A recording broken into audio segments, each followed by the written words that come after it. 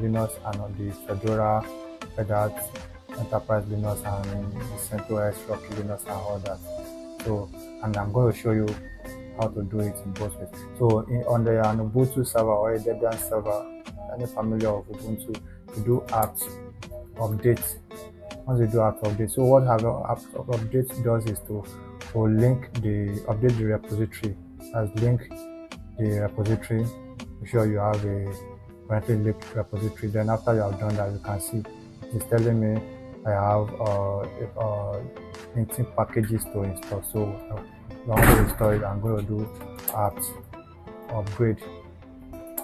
Then I'll do -y. That's for yes, so I don't need to type yes again.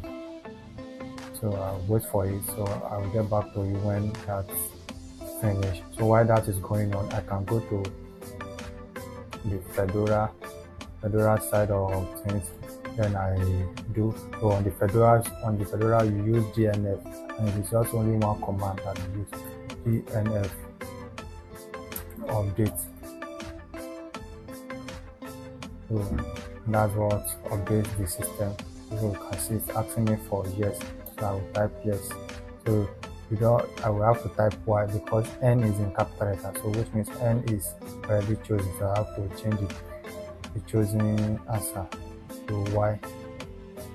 So if I choose n, it won't do it, it will truncate the process. So now the Fedora is also upgrading.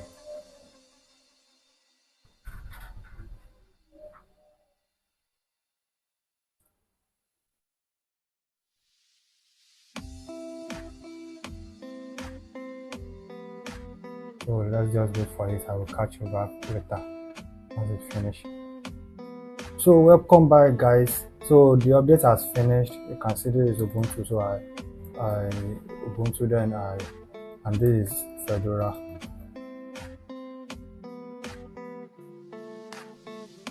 So now the next thing online is to add user.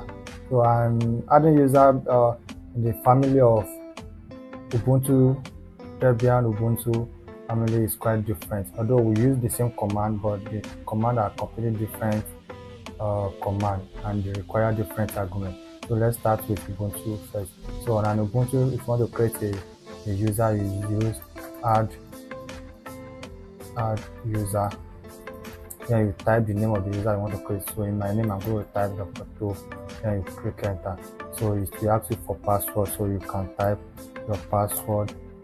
Once you do that, so it will ask you for a repeat of password, type that.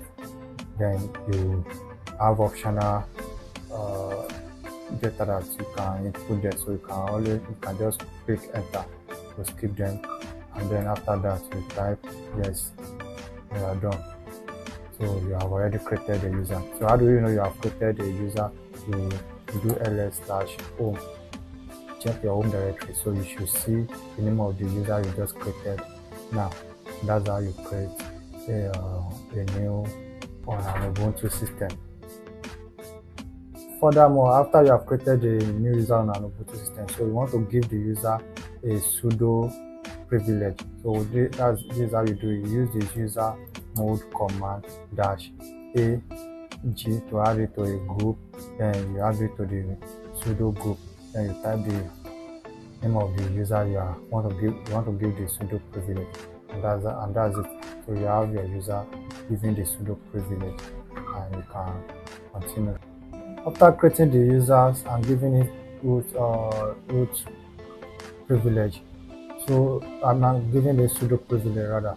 So you might want to switch to the user. So this is how you switch to that user you just created. So and now you are successfully switched to your new user you created. So now let's move on to how to create it, how to do the same on the Fedora, how to create a new user on the Fedora. So on the Fedora, things are a little bit different because of the command you have to type.